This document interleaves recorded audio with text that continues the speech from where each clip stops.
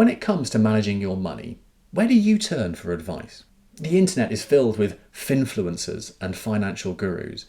But do you trust them the same way that you trust a professional financial advisor?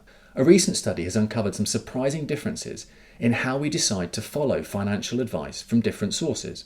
Researchers conducted an experiment to compare consumer responses to advice from two distinct sources: a peer on social media and a professional financial advisor. The researchers investigated how factors like information quality, personalization, and transparency influenced a person's trust, their perception of the advice's usefulness, and their ultimate decision as to whether or not to act on it. And the study's findings reveal a clear split in how we evaluate these two sources. For both social media and professional advice, information quality and transparency are crucial, kind of unsurprising. But the factors that truly drive action differ.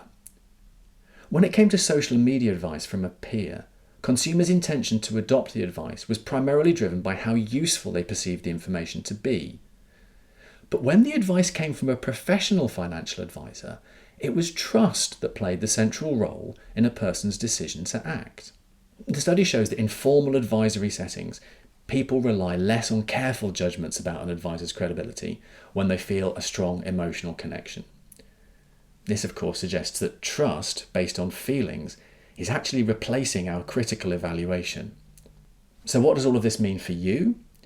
Well, whether you're scrolling through financial tips on social media or sitting across from a professional advisor, the way you judge advice isn't just about the facts, it's also about trust and connection.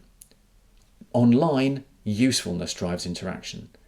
With professionals, it's emotional bonds that tip the scales.